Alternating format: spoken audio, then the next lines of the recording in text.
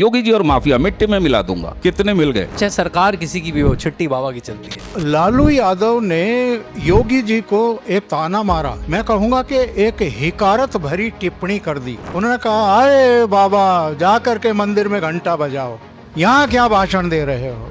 तो आप भी सब गवाह होंगे, लालू का तो खैर घंटा बजा ही पड़ा है, और योगी जी ने उसके बाद क्या घंटे बजाए हैं, ये आज हम और आप नहीं, पूरा देश और पूरी दुनिया समझ चुकी है, जान चुकी है। हमारे जो एक्स डीजीपी थे प्रकाश सिंह, उन्होंने कहा है कि Yogi Adityanath the लीक्वा of UP. लीक्वा जिन्होंने सिंगापुर एस्टैब्लिश करा और माना जाता है वो स्ट्रॉन्ग एक्शन के लिए। लीक्वा एक वर्ड में नाम है, उनके नाम के पब्लिक पॉलिसी के स्कूल चलते हैं हार्वर्ड से लेकर सिंगापुर तक। तो इतना लीगल ब्रेन, ये सब मिला के योगी आदित्यनाथ कोविड काल में और अपने पूरे 2.5 साल के कार्यकाल में उद्धव ठाकरे केवल 2 बार सचिवालय गए एज चीफ मिनिस्टर, और कोविड काल में अपने घर से नहीं निकले। योगी आदित्यनाथ कोविड काल में सुबह हेलीकॉप्टर पकड़ करके 3 जिलों में 4 जिलों में जाकर के हाई लेवल मीटिंग करते थे, समीक्षाएं करते थे। 2 या 3 बार कोविड से ग्रस्त हुए, लेकिन चैन से नहीं बैठे, क्योंकि उनको 25 करोड़ की आबादी की जान बचानी थी। योगी जी तैयार हैं, देश तैयार है, देश का मानस तैयार है, लेकिन अभी प्रधानमंत्री पद खाली नहीं है। उत्तर प्रदेश जो कैसे बदला, वो मुझे उस दिन अयोध्या वाले दिन हम लोग भी आमंत्रित थे 2024 में 22 तारीख को, तो मुझे एक तरह से एक कंपैरिजन आया कि सरयू का जो तट है वो पहले भी लाल हुआ था। पहले वो राम भक्तों के खून से लाल हुआ था, आज राम भक्तों को फैले गए फूलों से लाल हुआ है। उत्तर प्रदेश बदल चुका है, अब उसका ओवरटर्न विंडो बदल चुका है। अब जिस तरह से उत्तर प्रदेश से आप एंगेज होते हैं वो बदल चुका है लंबे समय के लिए।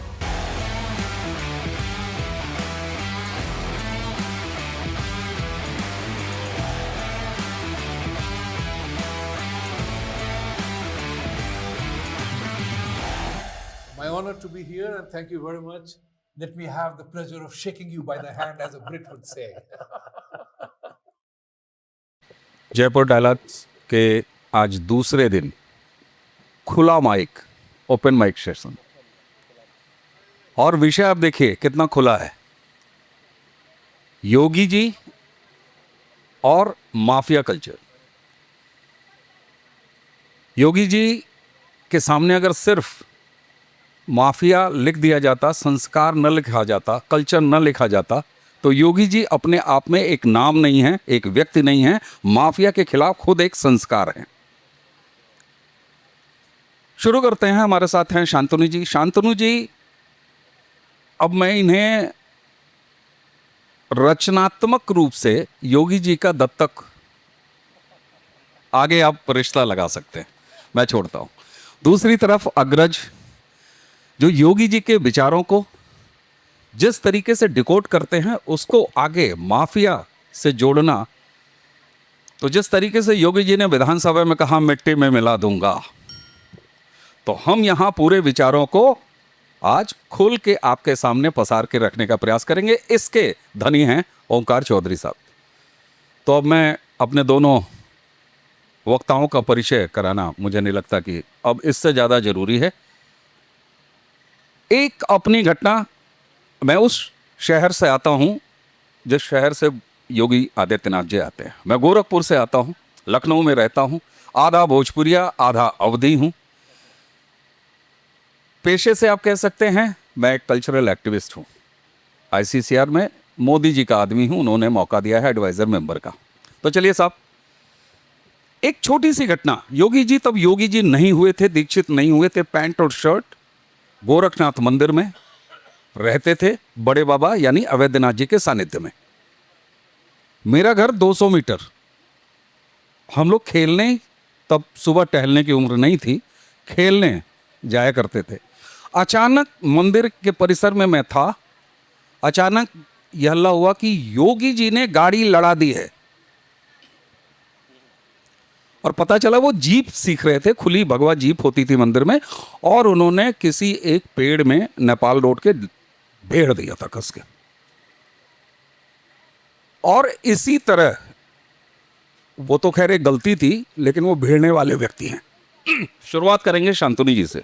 शांतनु जी से शुरुआत में इसलिए कह रहा हूं कि रिसर्च बहुत गहन किया है, और किसी के बारे में कुछ बुरा लिख देना तो दिमागी फितूर है, कोई रिसर्च का जरूरत नहीं होता, लेकिन जब अथेंटिक तरीके से लिखना हो तो उसको बहुत रिसर्च की जरूरत है। शांतनु जी इसके धनी है। तो आइए पहले डॉक्यूमेंट जिसने किया है योगी जी को, उनसे शुरू करते हैं। योगी जी और माफिया मिट्टी में मिला दूंगा, कितने मिल गए?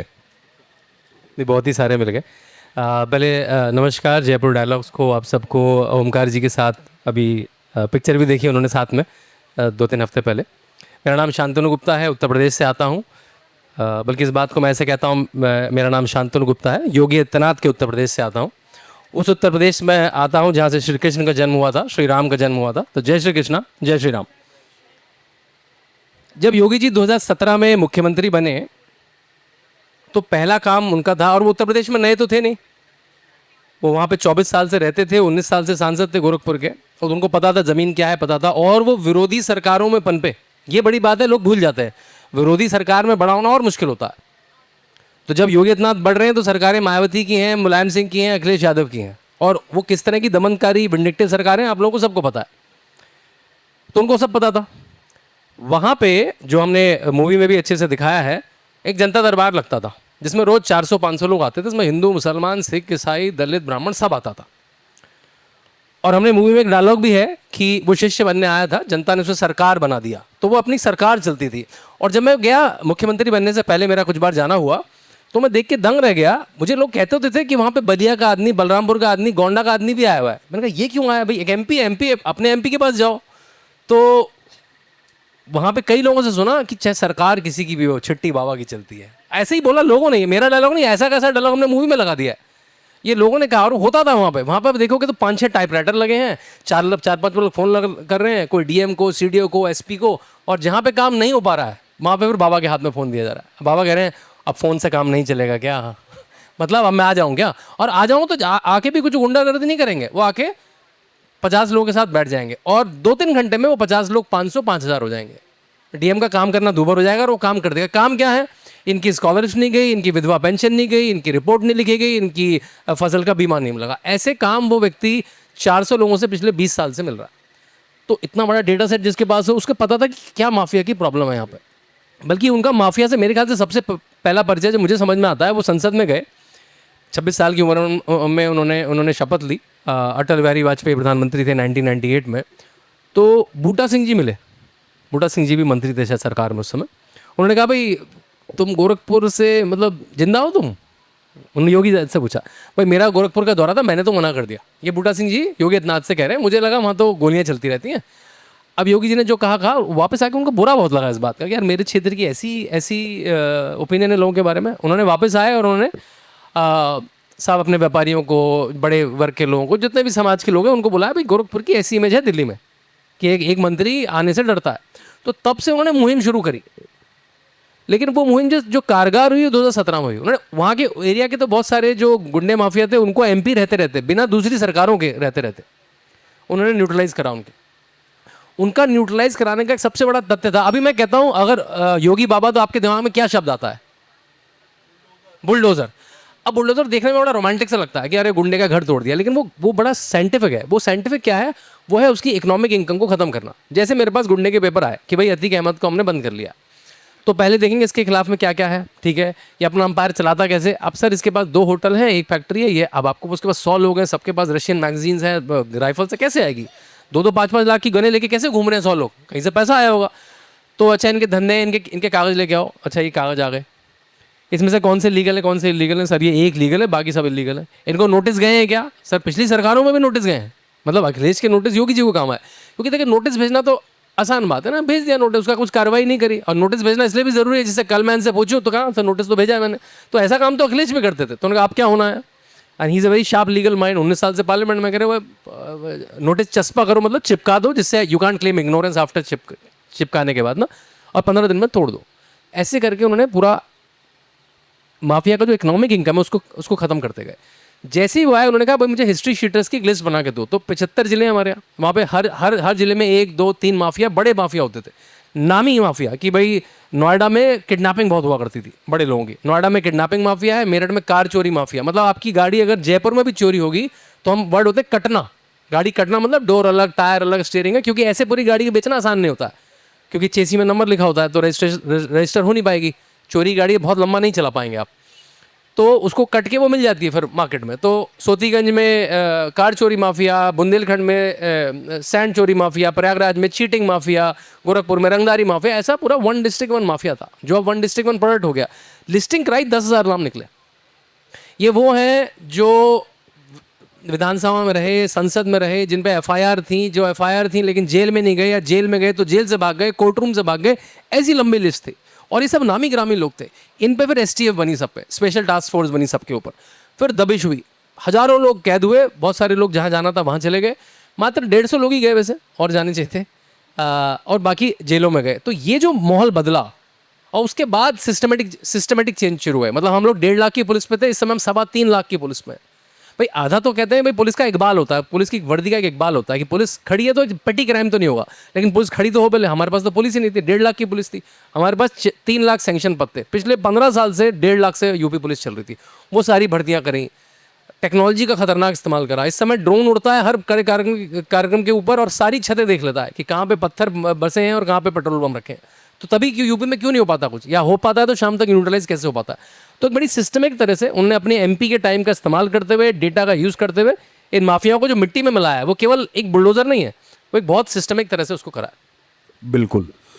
और एक चीज़ और जो आपने कहा शांतनु जी, कि ये तमाम इतना थॉरोली काम करते हैं और इसीलिए बुलडोजर को कोई रोक नहीं पाता। बहुत सारे लोग चौंकेंगे, कहेंगे नहीं सुप्रीम कोर्ट ने रोक दिया। धन्य हो सेक्टर 16 की चवन्नी चाप मीडिया, जो अपने आप को स्थापित मीडिया कहती है। मेरे चैनल प्रारंभ पर हमारे बांग्लादेश ब्लिट्स वीकली के एडिटर शोएब चौधरी आते हैं। शोएब कहता है कि there is nothing called main stream media, we all are same stream media, क्योंकि जहां नेट पर वो बज रहे हैं वहीं हम भी बज रहे हैं। एनीवे, बुलडोजर को कोई रोक नहीं पाया इस एक्शन को, इसका इतना थरोली काम करना, और इसका वो नतीजा है कि सुप्रीम कोर्ट को एक गाइडलाइन तय करनी पड़ी और बुलडोजर का रास्ता पैन इंडिया पूरे भारत में खुल गया। कोई डिस्ट्रिक्ट मजिस्ट्रेट किसी भी स्टेट का अगर चाहे अपने पॉलिटिकल नेतृत्व के न चाहते हुए भी, तो किसी माफिया के खिलाफ, किसी भी अवैध अतिक्रमणकारी के खिलाफ बुलडोजर एक्शन इनिशिएट कर सकता है। वेस्ट बंगाल में भी, भले दीदी उसको सस्पेंड कर दें, अलग इशू है। ओमकार सर, आपने इतना विराट अनुभव आपका राजनीतिक पत्रकारिता था, आप संसद में जब हमला होता है आप उसको कवर कर रहे होते हैं। इस तरह की चीजें इसी उत्तर प्रदेश में, आखिर ये संस्कार का बदलाव इतना जल्दी, और केवल एक मुख्यमंत्री बदल जाता है, केवल एक व्यक्ति बदला, या कुछ और भी इसके पीछे बदला है? मैं ये नहीं कहता हूं कि भाजपा की सरकार आ गई, उनका मुख्यमंत्री योगी आदित्यनाथ लॉटरी में निकल रहा है, सिर्फ इतना ही या कुछ और भी? बहुत महत्वपूर्ण सवाल है। सबसे पहले तो आप सबको नमस्कार। देखिए, अभी अवनीश जी ने जिक्र किया कि जिस दिन पार्लियामेंट पर अटैक हुआ तो मैं वहाँ था। हाँ, था वहाँ। मैं अपनी गाड़ी, बल्कि थोड़ा सा लेट हो गया था उस दिन, तो पार्क कर रहा था पार्किंग में, और पार्क करके मैं वहाँ से निकल ही रहा था कि गोलियों की तड़तड़ाहट सुननी शुरू हुई। और उसके बाद जितने सुरक्षा कर्मी थे उन सब ने हम लोगों को पार्किंग स्थल पर ही कॉर्डन ऑफ किया और बताया कि अंदर कुछ फायरिंग हुई है। तब तक पता नहीं था कि ये फायरिंग एक्चुअल में है क्या और कौन है। उसके बाद तो सब आपको भी पता है कि पार्लियामेंट में क्या हुआ था, कितने वहाँ के जो सुरक्षा कर्मी थे वो भी मारे गए थे। और एक्चुअल में अगर सही समय पर उस समय मेन दरवाजे बंद नहीं हो जाते तो उस दिन कितने सांसद और कितने मंत्री मारे जाते किसी को पता नहीं। तो फॉर्चुनेटली उस समय सबके दिमाग संतुलित थे और बहुत टाइमली वो सब चीज़ें मैनेज हो गई। मैं पार्लियामेंट की ही एक घटना बताता हूँ। योगी जी का भाषण चल रहा था, मैं संयोग से उस समय प्रेस गैलरी में ही था, मैं लोकसभा कवर करता था। तो लालू यादव ने योगी जी को एक ताना मारा, बल्कि मैं कहूँगा कि एक हिकारत भरी टिप्पणी कर दी। उन्होंने कहा, अरे बाबा जा करके मंदिर में घंटा बजाओ, यहां क्या भाषण दे रहे हो। तो आप भी सब गवाह होंगे, लालू का तो खैर घंटा बजा ही पड़ा है, और योगी जी ने उसके बाद क्या घंटे बजाए हैं, ये आज हम और आप नहीं, पूरा देश और पूरी दुनिया समझ चुकी है, जान चुकी है। योगी जी ने जो राह दिखाई है कि जो बिगड़ैल हैं, जो माफिया हैं, जो गुंडे हैं, जो बदमाश हैं, जो बेटियों को, बहनों को छेड़ते हैं, एक्चुअल में उनका सही उपचार क्या है और वो सही उपचार किस तरीके से करते हैं, करवाते हैं। वो जो कभी कभी मजाक में कहते हैं कि आपने अगर किसी माँ बहन बेटी को कहीं छेड़ दिया तो अगले चौराहे पर यमराज जी के दर्शन हो जाएंगे। तो वो यमराज आज की तारीख में तो पुलिसमैन ही है, और सब जानते हैं कि अब हर जगह सीसीटीवी कैमरे लगे हुए हैं। तो वो यमराज की आंख समझ लीजिए आप। और चूंकि एक ऐसा शासक लखनऊ में बैठा हुआ है जिसके स्टैंडिंग ऑर्डर हैं, किसी को किसी घटना हो जाने के बाद बताने और कहने की ज़रूरत नहीं है, वो कंट्रोल रूम में सब पता लग रहा है कि कहाँ क्या हुआ है, और उसके बाद अगले चौराहे पर वाकई यमराज उसे उठा लेता है। और फिर हम और आप विजुअल देखते हैं कि थाने के भीतर से कितनी मस्त चाल के साथ वो गुंडा बाहर निकलता है। तो ये जो इलाज किया गया है ये कोई और नहीं कर सकता था, मुझे लगता है कि योगी जी ही कर सकते थे। और मैं आपको एक और विजुअल याद दिला देता हूँ, उसके बाद आगे बढ़ता हूँ। एक विजुअल आया था जिसमें योगी आदित्यनाथ जी की बहन जी और प्रधानमंत्री नरेंद्र मोदी की बहन जी, वो दोनों गले मिल रहे हैं। वो सुदूर पहाड़ों में एक जगह योगी जी की बहन जी एक दुकान चलाती हैं छोटी मोटी, अपने परिवार का भरण पोषण करती हैं, और प्रधानमंत्री की बहन जी, उनको पता लगा कि यहाँ योगी जी की बहन जी का एक छोटी मोटी दुकान है, पूजा पाठ की सामग्री बेचती हैं, कुछ अपना चाय वाय भी। तो वो उनसे मिलने के लिए गई और वहाँ का वो विजुअल है। ये हमें क्या बताता है? क्या इसके बहुत विस्तार में जाने की जरूरत है या गहराई में जाने की जरूरत है? एक बहन का भाई उत्तर प्रदेश जैसे 25 करोड़ की आबादी वाले देश के सबसे बड़े सूबे का मुख्यमंत्री है, एक का भाई देश का प्रधानमंत्री है, और दोनों सामान्य परिवारों की महिलाओं वाली जिंदगी जी रही हैं। ऐसा नहीं है कि मुरादाबाद का एक वढेरा परिवार का दामाद रातों रात अरबपति और सैकड़ों करोड़ों का मालिक बन जाता है। तो योगी आदित्यनाथ की बहन अगर किसी के साथ ब्याही हैं तो योगी आदित्यनाथ जी का बहनोई जो है वो रातों रात वो अरबपति बन गया या सैकड़ोंपति बन गया, सैकड़ों करोड़ बन गया। ऐसे ही मोदी जी का पूरा परिवार, खानदान, रिश्तेदार,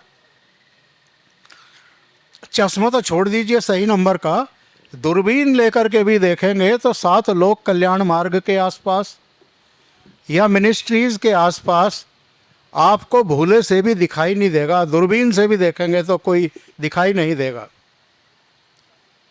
योगी आदित्यनाथ जी जिस पृष्ठभूमि से आते हैं, जिस गांव से आते हैं, जिस परिवेश में उनका जन्म हुआ, और उसके बाद विद्यार्थी काल, उनका संघर्ष काल, उनकी टीन एज, शांतनु जी ने अपनी मूवी में उसका बहुत ही बारीकी से और बहुत मर्मस्पर्शी तरीके से चित्रण किया है, बताई हैं कुछ घटनाएं। देखिए, योगी आदित्यनाथ और नरेंद्र मोदी ये पैराशूट से नहीं टपके हैं साहब, ये नीचे से संघर्ष करके, अपमान के घूंट पी करके, आज भी अपमान के घूंट पी रहे हैं। हम यहां माफिया की चूंकि बात कर रहे हैं, तो मैं एक माफिया मीडिया को भी मानता हूं।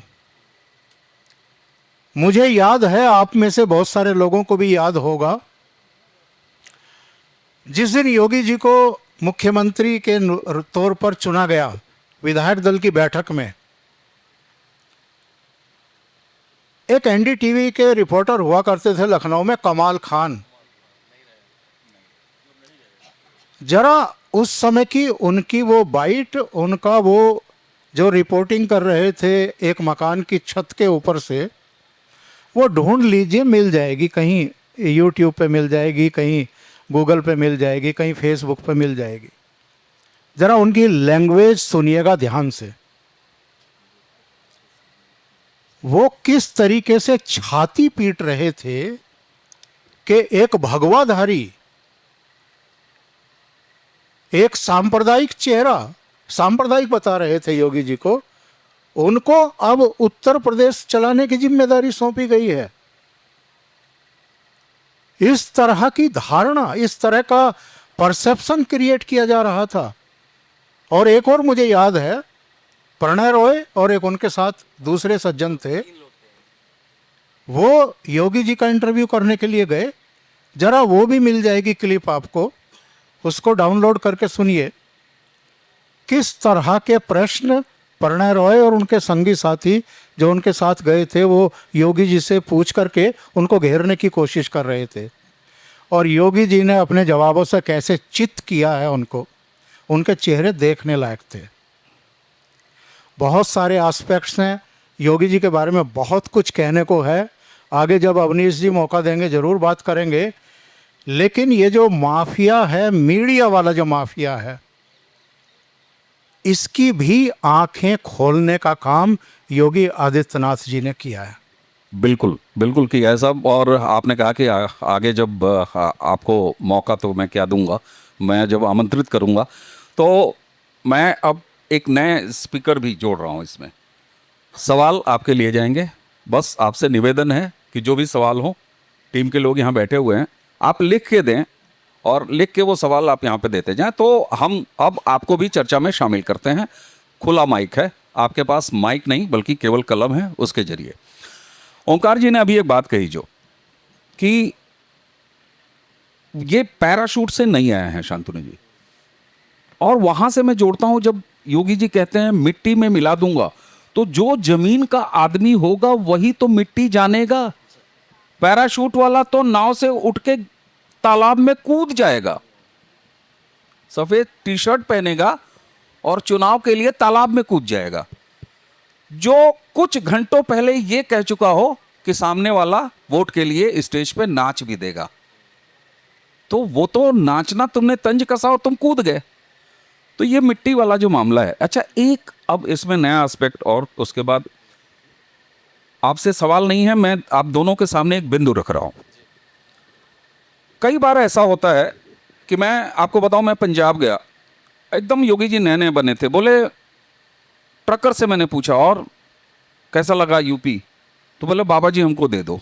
आप त्रिपुरा चले जाओ, बाबा जी हमको दे दो। तमिलनाडु, बाबा जी हमको दे दो। अब बाबा जी तो एक ही हैं, अब क्लोन कहां से बनेगा? तो क्या अब ये मान लिया जाए कि राजनीति में अनुशासन की ये शैली, और जो करना है उसे बोलना है, यमराज आपने कहा, उसके बाद गजवाए हिंद का सपना अगर देखोगे तो जहन्नुम रसीद करा देंगे, बहू बहन बेटियों पर सीधे। तो करना और कहना, मोदी जी की शैली है, करते खूब हैं, कहते जरा सा अलग है। तो हम लोगों को लगता है कि नहीं, अब बाबा चाहिए। मैं योगी वर्सेस मोदी नहीं कर रहा, आप दोनों के सामने कहना और करना, डिलीवर आपको जमीन पर भी करना है, एक्शंस में भी और जबान से भी। उससे आपका वो माफिया मीडिया वाला भी कंट्रोल होगा। क्या आपको ऐसा लगता है? अरे आपने बिल्कुल ठीक कहा। जैसे मैं भी अलग अलग प्रदेश में जाता हूँ तो सब लोग कहते हैं कि हमें योगी जैसा मुख्यमंत्री चाहिए। बल्कि कोरोना के टाइम में तो ऑस्ट्रेलिया के एक एमपी ने कहा we want to loan Yogi Adityanath to manage corona in Australia. उनकी वहाँ पे बहुत दिक्कत भी आई। मैं अभी अभी बस यूएस और यूके के टूर से आ रहा हूँ। वहाँ पे मंडे के दिन वाशिंगटन डीसी में, जो बहुत मुश्किल शहर है दिल्ली जैसा, मंडे को हाउसफुल जाता है मूवी का। कनेटिकट में, डैलस में, क्योंकि मैं तो 2 हफ्ते के लिए था तो वीकेंड तो एक ही मिल पाया। तो वीकडे में योगी आदित्यनाथ की पिक्चर देखने 200 लोग, 300 लोग। और अमेरिका बड़ा मुश्किल कंट्री है, लंबी लंबी ड्राइव्स हैं। हम लोगों का तो जीवन में था भारत में, वहाँ जाकर तो बड़ा आसान जीवन है। तो ये जो योगी आदित्यनाथ है कि हमें भी बाबा चाहिए, इसके एलिमेंट क्या है? इसके 4 एलिमेंट हैं मुझे लगता है। जैसे योगी आदित्यनाथ मुख्यमंत्री बने, लोगों ने कहा यार ये योगी जी को कहाँ बना दिया, ये तो बाबा जी हैं। जैसा लालू प्रसाद यादव ने कहा था घंटी बजाने वाले पुजारी हैं। कुछ लोगों को लगा, बल्कि राइटिंग में कुछ लोगों को लगा यार ये संभाल पाएंगे क्या, 24 करोड़ का प्रदेश संभाल पाएंगे क्या, इन्होंने इन एडमिनिस्ट्रेशन का कोई समझ है क्या। फिर मैंने एक बात कही, वो वीडियो बड़ी वायरल हुई कि भाई योगी आदित्यनाथ मतलब ये 4 चीज़ें। योगी आदित्यनाथ उस समय कुछ 46-47 ईयर्स के थे जब बने थे। उन्होंने बल्कि एक बड़ा अच्छा जोक भी मारा था, जो उनकी विदाई की स्पीच थी पार्लियामेंट की, कि मैं राहुल जी से 1 साल छोटा हूं और अखिलेश जी से 1 साल बड़ा हूं, मैं दोनों के प्लान्स के बीच में आ गया। क्योंकि दोनों वो यूपी के लड़के बल्कि चुनाव लड़ रहे थे 2017 में। बल्कि मैं टॉल के लिए मैंने यूएस में भी कहा कि मुझे मेरे ख्याल से इस समय जो योगी आदित्यनाथ का सीवी है, जो उसका बायोडाटा है, वो दुनिया का सबसे सशक्त बायोडाटा है। अब आपको लगेगा दुनिया का कैसे है? आप मुझे कोई एक नेता दिखा दीजिए जो अपनी नेशनल पार्लियामेंट में 19 साल रहा हो, जो इतने बड़े प्रोविंस का, कहीं प्रोविंस बोलते हैं, कहीं स्टेट बोलते हैं, कहीं काउंटी बोलते हैं, उसका गवर्नर, चीफ मिनिस्टर, जो भी बोलते हैं, उसका हेड रहा हो। वो भी जैसे कहा कि वो सबसे ज़्यादा जनसंख्या वाला प्रदेश है। केवल 5 देश ऐसे हैं जिसकी जनसंख्या उत्तर प्रदेश से ज़्यादा है। मतलब अगर उत्तर प्रदेश कंट्री होती, if Uttar Pradesh have to be country, is to be 6th और 5th largest country in the world. तो उतनी बड़ी पॉपुलेशन को देखिए, मणिपुर गोवा को रूल करना और उत्तर प्रदेश को रूल करना बहुत है। आपको पता है कि जितने भी मुख्यमंत्री रहे, वो 30 से ज़्यादा जिले नहीं जा पाए कभी। उनके वो भी थे कि नोएडा में जाने से सरकार चली जाएगी, बिजनौर में जाने से ये हो जाएगा, उनके तो इतने स्यापे भी थे, लेकिन वो तो अलग बात है। लेकिन वैसे भी योगी आदित्यनाथ एक जुमला वो भी बोलते हैं, थोड़ी फिरकी लेते हैं, कि जब तक मैं 4 जिलों का दौरा करके लखनऊ पहुंचता हूं, मेरे विरोधी तो सो के भी नहीं उठते। और सच में है, जो IAS ऑफिसर है, नहीं वो सच की बात है। क्योंकि उनका तो जो IAS ऑफिसर है बताते हैं कि पहली कॉल जो आती थी अखिलेश जी के ऑफिस से आती थी 12 बजे, 1 बजे, और 6 बजे काम खत्म हो जाता था। स्विमिंग पूल में पाए जाते थे वो, उन्होंने बनवा रखा था वहाँ पे वो। अब बड़ा दिक्कत है, अब 7:30 बजे बाबा शुरू हो जाते हैं। ये कहते हैं 7:30 बजे मेरा तो दिन ही शुरू नहीं होता और वो खत्म हुआ था रात के 12, 12:30 बजे। तो बहुत सारे ऑफिसरों ने तो अपने आप को CM ऑफिस से हटवा लिया कि भाई मुझे कहीं और लगा दीजिए, एनिमल हस्बेंड्री में ऐसा। तो ये 4 चीज़ें जो है बड़ी इंपॉर्टेंट है, जो मैं बताने जा रहा हूँ। कि पहली तो कि वो 19 साल पार्लियामेंट में रहे। लोगों ने इस बात को डिस्काउंट कर दिया है ना, इस बात को सोचा ही नहीं। मतलब आप एक साधारण से व्यक्ति को भी पार्लियामेंट में डालेंगे, वो इतना पार्लियामेंट का प्रोसेस इतना, अगर आप उसको पार्टिसिपेट करें। और वो पार्टिसिपेटिंग चीफ मिनिस्टर MP थे। जैसे उनकी करीब 85 से 90% अटेंडेंस रहती थी। मैंने 14 से 17 में जब कंपेयर करा, 2014 से 2017 में जो उनकी आखिरी पार्लियामेंट का समय था, राहुल गांधी की उस समय अटेंडेंस थी अलग अलग सत्रों में 12%, 16%, बहुत हुई तो 40%। और जब राहुल गांधी साइकिल से जाएंगे तो 10 मिनट लगेंगे उनके घर से। और वो गोरखपुर से उस समय फ्लाइट भी नहीं हुआ करती थी। गोरखपुर से 16 घंटे की ट्रेन से आया करता था व्यक्ति। ये आदमी अपने घर से साइकिल से नहीं जा रहा। इनकी फिर होते हैं नंबर ऑफ क्वेश्चंस। ये 300 क्वेश्चन पूछ रहा है व्यक्ति। योगी आदित्यनाथ के 300 350 क्वेश्चन किससे पूछ रहा है? नरेंद्र मोदी सरकार से, अपनी सरकार से। आपकी मेरे जिले में एम्स कब आएगा, फर्टिलाइजर की फैक्ट्री कब आएगी, जैपनीज एन्सेफेलाइटिस का टीका कब आएगा, डिटेल में क्वेश्चन। और आपको क्या लगेगा कि हिंदू मुस्लिम ही कर रहे होंगे? उसमें ये भी पूछा है कि भारत और अमेरिका के रिश्ते, भारत और इजराइल के रिश्ते। आपको पढ़ोगे तो लगेगा अच्छा योगी आदित्यनाथ को ये सब भी आता है। फिर मैं पार्लियामेंट की लाइब्रेरी में गया, देखा आपको इशूड बुक्स की उन्होंने बड़ी मुश्किल से दे दी। योगी आदित्यनाथ कार्ल मार्क्स से लेकर कम्युनिज्म सब पढ़ रहे हैं। आप कभी, मुझे मौका मिल पाता है योगी आदित्यनाथ से ऐसा कुछ चर्चा करने का, सरकार को छोड़ के, then you realise he is a very interesting intellectual. उन्होंने BSc MSc पढ़ी है, पूरी 6-8 साल की जो वैदिक एजुकेशन है वो पढ़ी है, और 19 साल से पार्लियामेंट में है, रोज 300 लोगों से मिलते हैं, और मठ अपने 40 इंस्टीट्यूशन चलाती है। ये सबसे बड़ी बात है। वो इंस्टीट्यूशन क्या है? 400 बेड का हॉस्पिटल, नर्सिंग कॉलेज, 5000 बच्चों का स्कूल, 5000 बच्चों का, मतलब घर में बर्थडे पार्टी होती है तो हमारे हाथ पैर फूल जाते हैं। और ये व्यक्ति जब 22 साल से है, 22 साल के थे योगी आदित्यनाथ, और अब तक 40 बड़े इंस्टीट्यूशन संभाल रहे हैं। मतलब कई बीघों के खेत हैं मठ के। मुझे याद है पिछली बार कोरोना की टीम 11 की एक मीटिंग चल रही थी, तो किसी ऑफिसर ने कहा कि सर PPE किट 300 रुपये की आएगी। तो उन्होंने कुछ कॉल लगाया, अरे बल्लू वो जरा दो, देखा नहीं तो 37 रुपए की आती है, हमारे हॉस्पिटल में कभी कल ही खरीदी है। अब ऐसा हैंड्स ऑन चीफ मिनिस्टर उन्होंने देखा ही नहीं कभी, जिसको हॉस्पिटल भी पता है, स्कूल भी पता है, खेत भी पता है, पुलिस भी पता है, लॉ भी पता है। मतलब कोई बड़ा केस होता है यूपी गवर्नमेंट का, तो जो अपने अटॉर्नीज हैं वो पहले योगी आदित्यनाथ से ब्रीफिंग लेते हैं। उल्टा होता है नॉर्मली, नेता ब्रीफिंग लेते हैं लॉयर से, यहाँ लॉयर नेता से ब्रीफिंग लेता है, उनको पता है कि कैसे नहीं फंसोगे, काम भी कर जाओ, बुलडोजर भी मार दो। और आज तक जैसे बताया आपने, एक भी केस में मतलब कितने बुलडोजर एक्शन हुए। हमारे जो एक्स डीजीपी थे प्रकाश सिंह, उन्होंने कहा है कि Yogi Adityanath the लीक्वा of UP. लीक्वा जिन्होंने सिंगापुर स्टैब्लिश करा और माना जाता है वो स्ट्रॉन्ग एक्शन के लिए, लीक्वा एक वर्ड में नाम है, उनके नाम के पब्लिक पॉलिसी के स्कूल चलते हैं हार्वर्ड से लेकर सिंगापुर तक। तो इतना लीगल ब्रेन, ये सब मिला के योगी आदित्यनाथ है। योगी आदित्यनाथ केवल भगवा घंटी बजाने वाला व्यक्ति नहीं था, इसलिए उसको मेरे ख्याल से मूवी के थ्रू और किताबों के थ्रू कहना बहुत जरूरी था, नहीं तो ये वामपंथी उसको वॉश ऑफ कर देते बड़े आराम से। आपने कोविड काल का जिक्र किया है। मैं चूंकि एक यूट्यूबर के नाते भी और पत्रकार होने के नाते भी देश के सभी राज्यों के मुख्यमंत्रियों की जो कार्यविधि होती है, उनका जो तौर तरीका होता है, उसको फॉलो करता हूँ। कोविड काल में और अपने पूरे 2.5 साल के कार्यकाल में उद्धव ठाकरे केवल 2 बार सचिवालय गए एज चीफ मिनिस्टर, और कोविड काल में अपने घर से नहीं निकले, अपने घर से नहीं निकले। योगी आदित्यनाथ कोविड काल में सुबह हेलीकॉप्टर पकड़ करके 3 जिलों में, 4 जिलों में जाकर के हाई लेवल मीटिंग करते थे, समीक्षाएं करते थे। 2 या 3 बार कोविड से ग्रस्त हुए, 2 बार, लेकिन चैन से नहीं बैठे, क्योंकि उनको 25 करोड़ की आबादी की जान बचानी थी।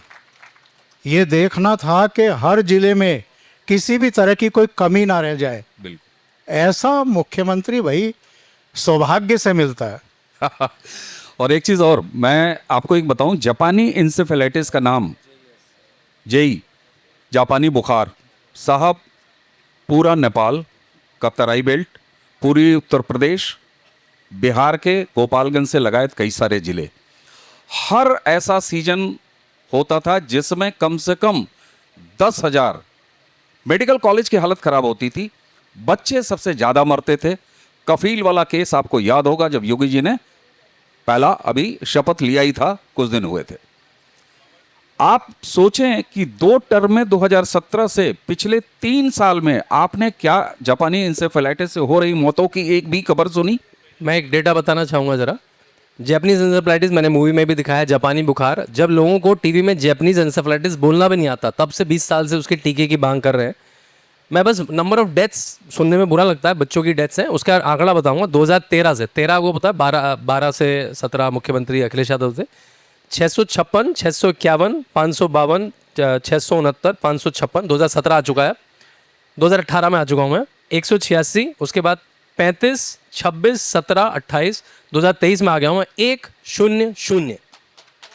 और यूनिसेफ ने और WHO ने उसको मॉडल को बना लिया है, और उसका मॉडल में, बल्कि हमने ब्रांडिंग ठीक नहीं, उसका नाम यूपी मॉडल होना चाहिए था, योगी आदित्यनाथ मॉडल होना चाहिए था। अफ्रीका में, क्योंकि हर गरीब जगह में जहाँ पे गंदगी होती है, पानी की जमावट होती है, बीमारी होती है, वहाँ पे ये मॉडल बन गया है। आप समझ सकते हैं, मुख्यमंत्री एक मॉडल क्रिएट कर दे जहाँ पे 600 बच्चे, 10,000 बच्चे आते थे, 600-700 बच्चे मर जाते थे और किसी को खबर भी नहीं थी। हमें दिल्ली में पता भी नहीं था कि ऐसी बीमारी है। शांतनु जी, और किया क्या उसके लिए?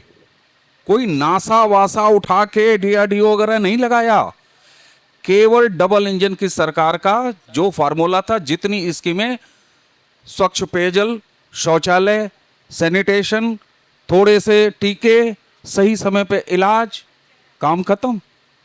3 दशकों की बीमारी। मुझे लगता है कि अब टीम अगर सवाल यहाँ पहुंचाए तो हम लोग अपने जो सामने वक्ता बैठे हुए हैं, आप सब, उनको भी शामिल कर लें।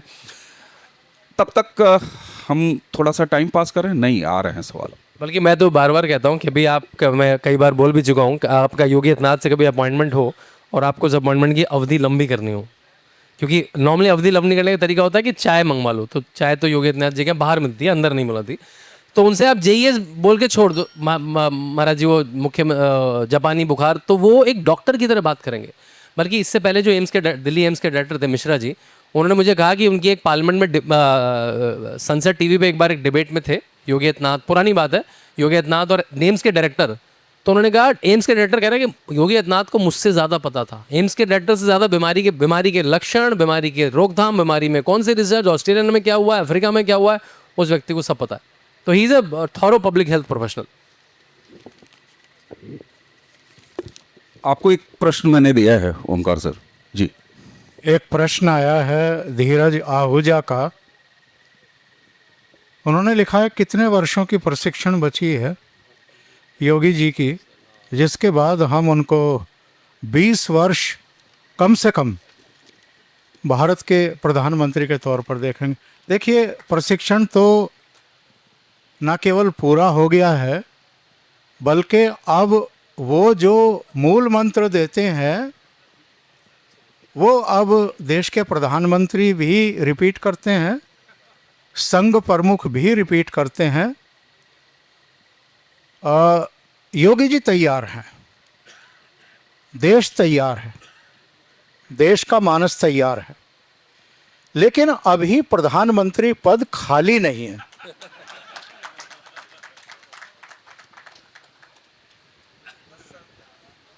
शांतनु जी 5 हाँ, ये भी है, यूपी वाले जाना भी नहीं देना चाह रहे अभी ना, ये भी है।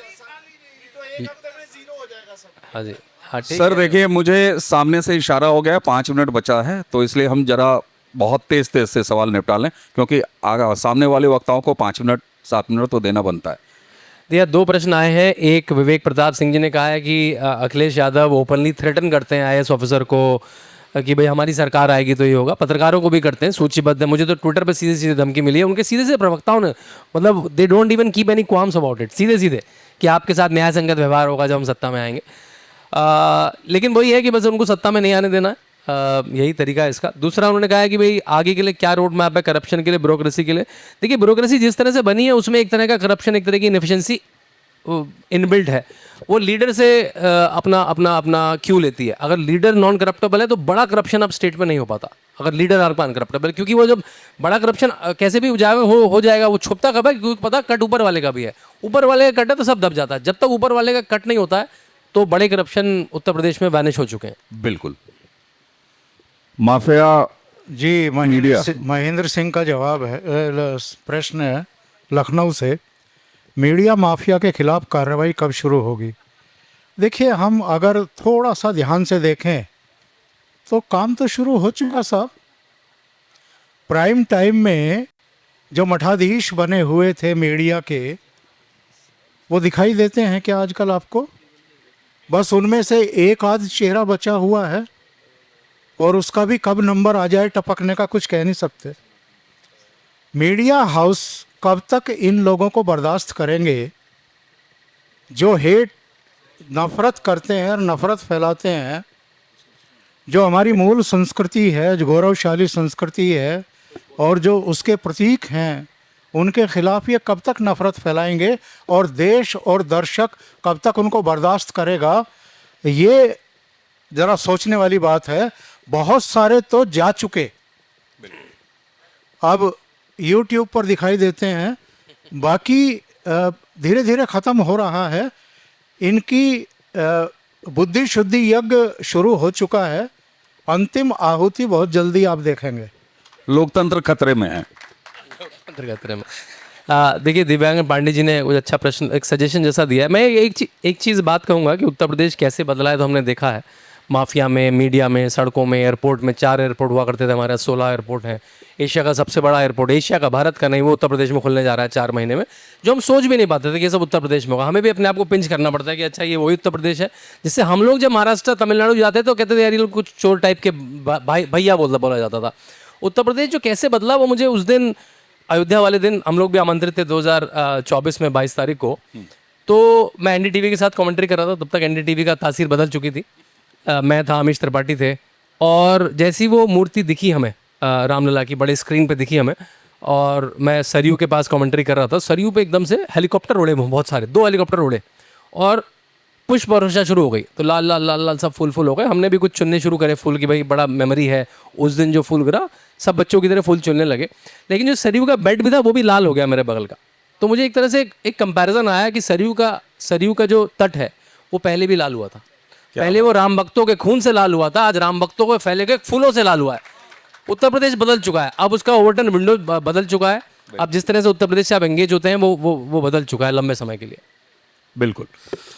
मुझे लगता है कि एक आपको नहीं सर, मौखिक ना पूछें तो ज़्यादा, फिर वो सिलसिला लंबा चला जाएगा, क्योंकि आप भी हम लोग बाहर बात करेंगे। एक मेरे पास अंतिम कागज है, उसको मैं पढ़ देता हूँ।